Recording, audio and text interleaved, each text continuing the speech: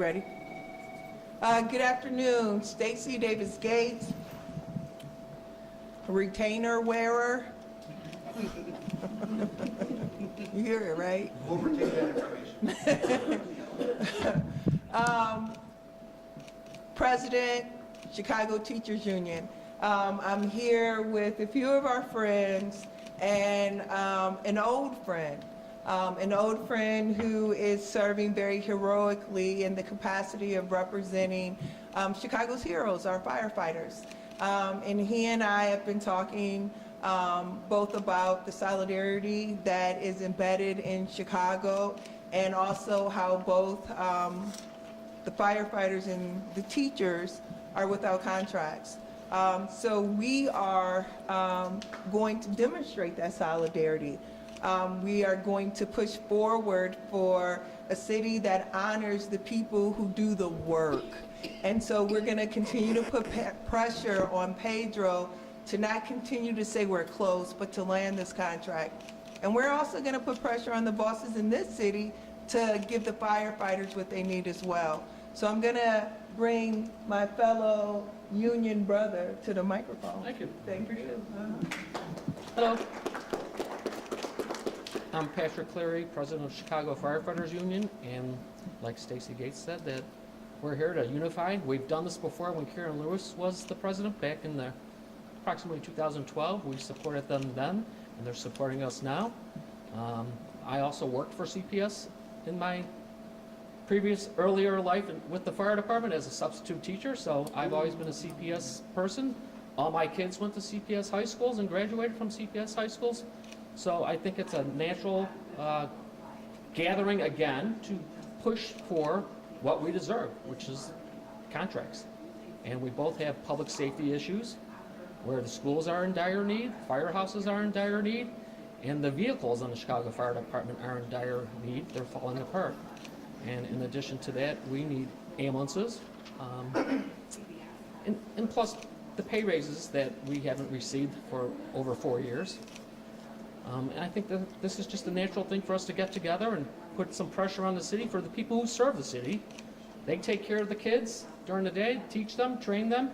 We take care of them when they get injured, or if there's something, an emergency occurs at night, they call on us. So thank you for having us.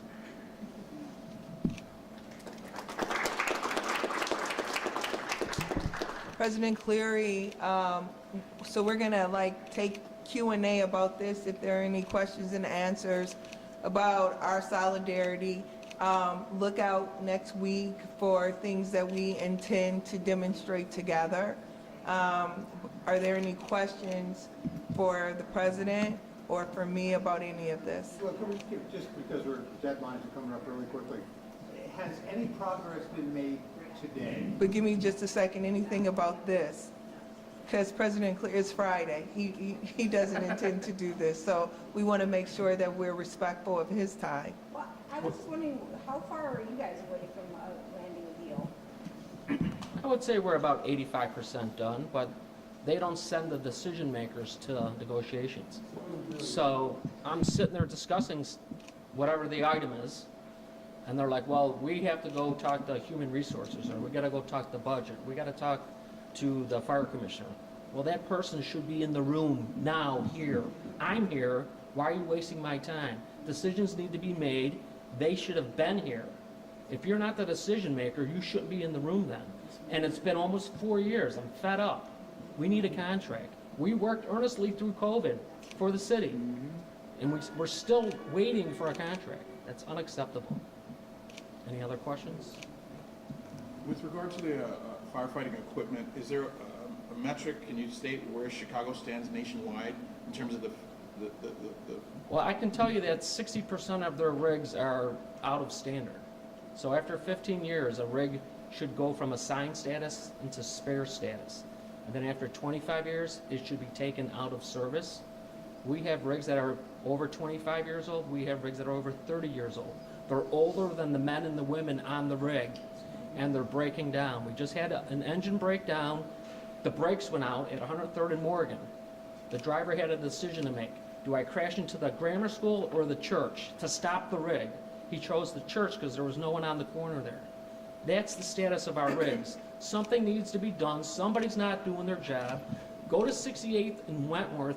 You'll see a graveyard full of broken down rigs. Chicago Fire Department, ambulances, trucks, engines that are out of service. Somebody's not repairing them. They're not doing their jobs. And then they're relying on us to put out fires with rigs that are 30 years old. It's not acceptable. If that rig breaks down while my guys are inside the building fighting a fire, they're in dire straits. I'm not accepting that. Something needs to be done. Thank you. Appreciate Thank you very much. you. Yeah, I appreciate appreciate it. you. All right, and we will see you Monday at Yeah, 9. we will. All right, thank you. See you. Take care. And no disrespect meant to the fire department at all, I was on the air in less than. Yes, sir. Go for it, 50 Craig. minutes. You're So, good. Yeah. Has there been any progress today to close this deal? Yeah. Name and title, spell it if you would, please. Absolutely. Good afternoon. My name is Thad Goodchild. I'm Deputy General Counsel for the Chicago Teachers Union. So as folks are aware, we are on the precipice of settling a contract that will be a historic achievement for CPS students, parents, educators, and all CPS stakeholders. Amongst the scores of transformational improvements, it will make investments in supports for special education students, bilingual students, and students experiencing housing insecurity. It will expand sports programming and libraries across the district. It will expand career and technical education opportunities, access to fine arts and lower class sizes. We could go on for hours about all that this contract will achieve, and we plan to in the coming weeks. And we hope to do so while sharing a tentative agreement with members and celebrating its ratification rather than doing so in the midst of a protracted confrontation. But a settlement is being held up. And all of those achievements are being put at risk by 3 issues that are eminently resolvable. 1, addressing the racial disparities and fundamental unfairness of the teacher evaluation system. 2, ensuring veteran educators in CPS receive pay that is competitive with their counterparts in suburban school districts. And 3, providing adequate planning and collaboration time for elementary school teachers. The union has made compromise proposals on each of these 3 issues that fit comfortably within the school district's budget. On Wednesday, the mayor of the city of Chicago convened us with CPS leadership in his office, and he correctly said, we are 10 minutes and $9 million away from a settlement. And there is no reason that we don't have a contract settled already. So yesterday, CPS came back to us with counterproposals that include the number of minutes and the amount of money necessary to settle the contract. But they seem to be purposefully packaged in ways that CPS knows will be unacceptable.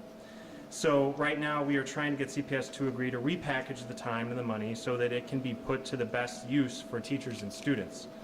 And the question folks need to ask right now is that if CPS has put enough time and enough money on the table, why are they holding up a deal? On Wednesday, CPS CEO Pedro Martinez said that the mayor of the city of Chicago is not his boss.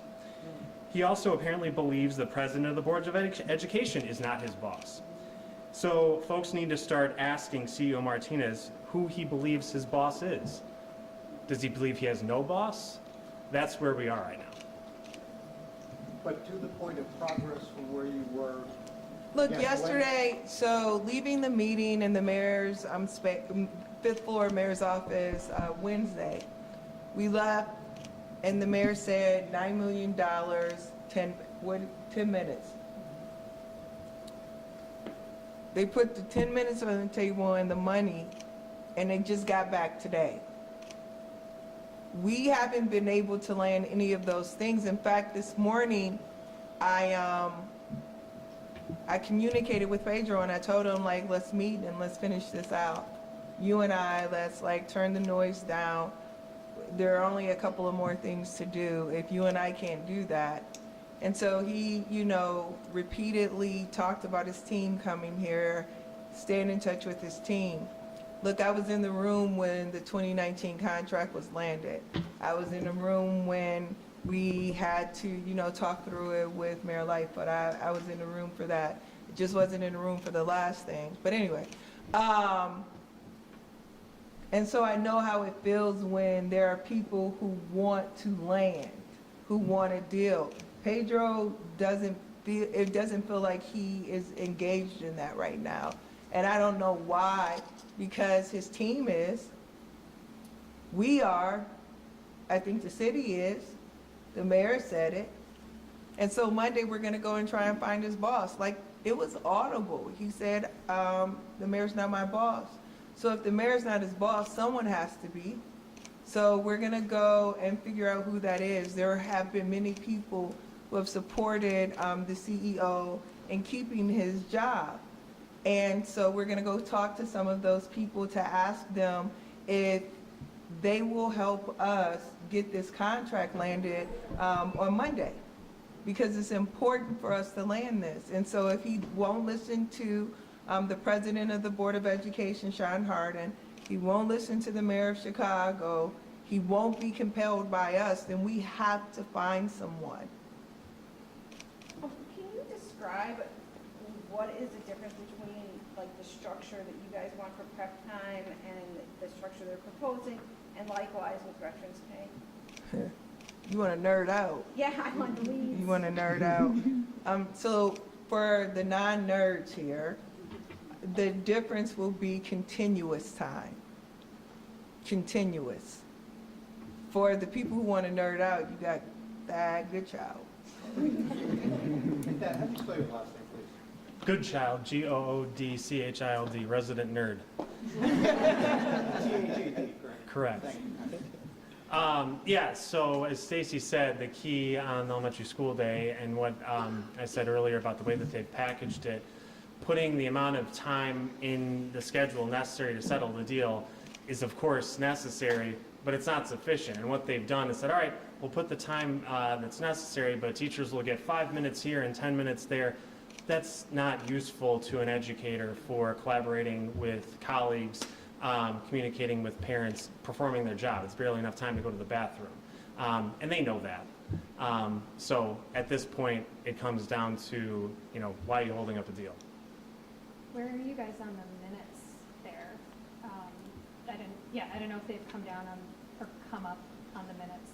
There are a number of different options on the table, but amongst the options that they put on the table are the requisite number of minutes that we think can land the deal. They just need to be packaged in a way that's going to be useful for teachers and students. Is that 10 or 20? Like I said, there are a number of options on the table, and different schools are have different needs.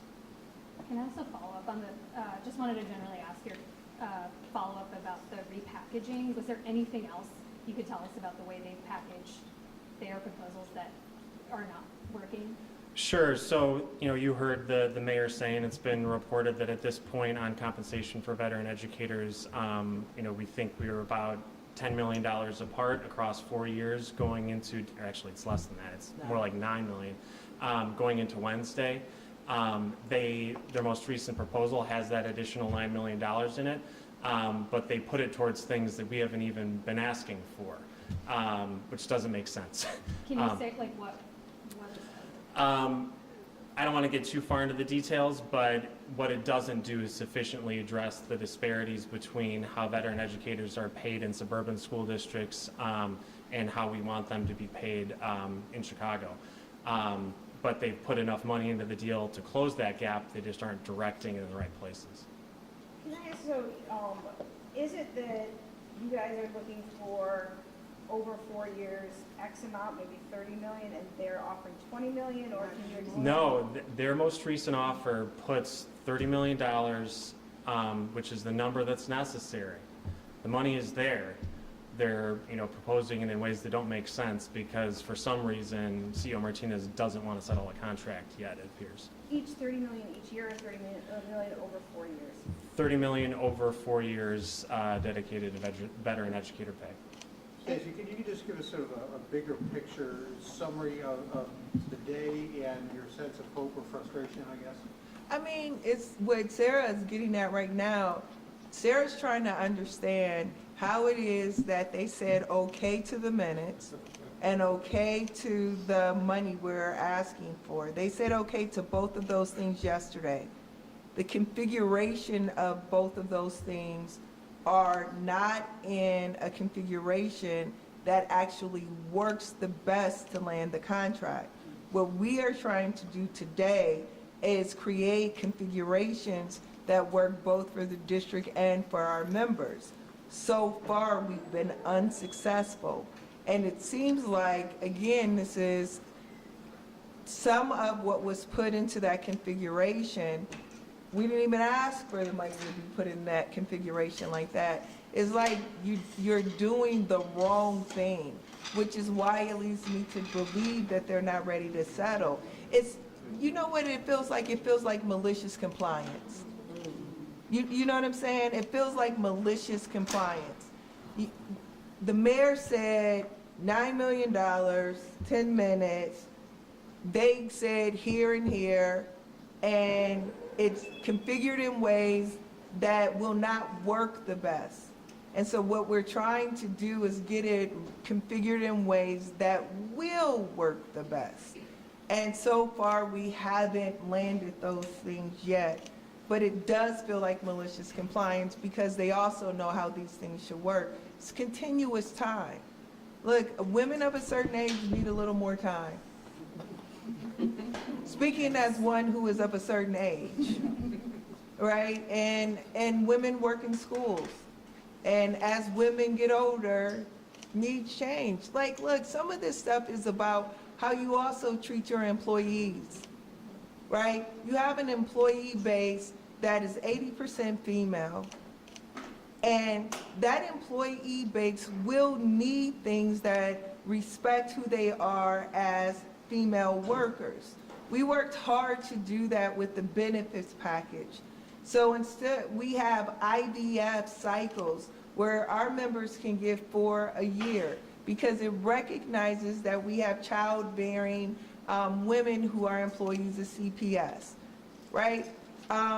These are things we also figured out how to get orthodontics paid for at a better rate because we're also moms and kids, you know, need braces sometimes. And so these are things that respond to us as employees too. When we talk about preparation time, that's actually exactly what we're speaking about as well. Every teacher's son or daughter knows what happens at about 5 o'clock on Sunday evenings. Their mother disappears. And their mother begins to do her work for the entire week because she won't have enough time during the day to get it done. So what we're also asking for is time at home with our own children to be respected and regarded. You know, we are people too should be a like sub-headline at least of this. And preparation time requires time at work too. And it's become political in ways that it should never become political. Think about how we teach, we even talk about teaching. They have a program right now, I think it's called Teach for America, where you go practice in the summertime with children who need the most, and then you go to a classroom during the school year in some of the most neediest places, right? Some of the most neediest places, and you become their teacher. What cardiologist practices all summer and then goes into open heart surgery with a patient that also has lupus that's also suffering from breast cancer? You don't find that. That complex case is handled by people who both have experience and know-how and confidence. That's why we're trying to keep veteran teachers in Chicago. Chicago is a complex place. And it will continue to be because of the segregation that we have to deal with. Anytime you can live in Roseland and you can live in Streeterville and your life expectancy is 20 years apart, you get 20 years more life if you live in Streeterville than if you live in Roseland. All of that comes into classrooms. All of that is a part of what we deal with when we teach. So you need someone who both understands all of the pressures around that classroom to be able to create lesson plans, unit plans, right? To be able to engage IEPs in a real way to create the teaching and the instruction that reaches the maximum amount. And if they have a teacher's assistant, it gives them time to collaborate, to share best practices. We are trying to create school communities that provide our professionals with the opportunity to professionalize instruction, especially with children who need more. You gotta listen to people who need. I have never seen people question cardiologists and orthopedists in the way that they will question a 5th grade math teacher. Is it because she's a girl? You know, CPS, they keep saying that CPS teachers has the most prep time of anybody, and that they have 1 hour a day. And I just wanted to ask you guys about that. How much prep time is Pedro getting to get to his next job? How much prep time is paid prep time is he getting to give himself a jump start at his next career on the dime of Chicago taxpayers? See, they talk about Douglas High School over on the west side of Chicago that serves 100% population of black students being a problem, but ain't nobody saying Pedro not doing his job in this moment at the 2 and the 6 figures. That's a problem for me. Y'all know I pay taxes because you reported on it when I didn't. So you can report on it when I did. Thank you for the reminder. Next question. What's the status of the House of Delegates that you guys tweeted about last night? Look, I represent grown folks, and in this union, we talk to our members. We give a tremendous amount of detail because that's what you do for grown-ups. You tell them what the stakes are, you give them an opportunity to review the offers as they stand. Here are 2 things that are true at the same time. This will be the most iconic contract that CPS and CTU have ever negotiated. That's a fact. It is a fact. And it's not done. That too is a fact. We have the opportunity to begin this process of transformation where the contract gets to hold what it needs. Yesterday you saw Donald Trump dismantle the Department of Education because he intends to dismantle public education. He does. Project 2025 and Donald Trump have been very clear about that. But here's the thing about what has been happening in Chicago since 2012. It's been a place of resistance where teachers and paraprofessionals and clinicians, families, parents, students, and community leaders have gotten together and figured out how to not dismantle public education. Remember, Rahm Emanuel closed the greatest number of schools, public schools in the history of this country, not Donald Trump. And he did it here in Chicago. Our ability to maintain public schools in this city has been because our union has participated in a democracy with everyone else, right? And we've organized that. So if anyone in this country wants to know how you resist the tyranny of people who want to privatize, who want to close, who want to close off opportunity, they can come here to Chicago, because what we are doing here, and especially with our collective bargaining agreement, is making sure we build a force field around our school community. You see that with sanctuary schools. That particular thing that we bargained in 2019, that Lori Lightfoot at the time told us was ridiculous, by the way, enabled the staff and the faculty, the families and the community groups over on the South Side to protect people, right? It was a tool of resistance, a force field, if you will. That is what we've been doing here in Chicago.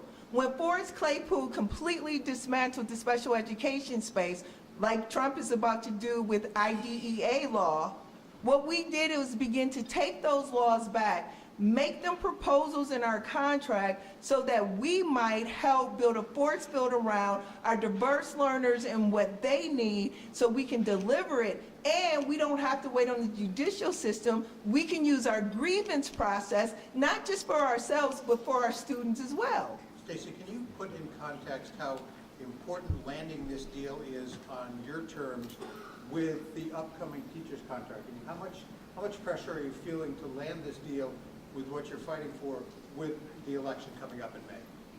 You talking about my election? You're talking about yes, I'm talking about the election. If I feel pressure? Let me tell you something. No, I just heard you. I just registered. I got you, Craig.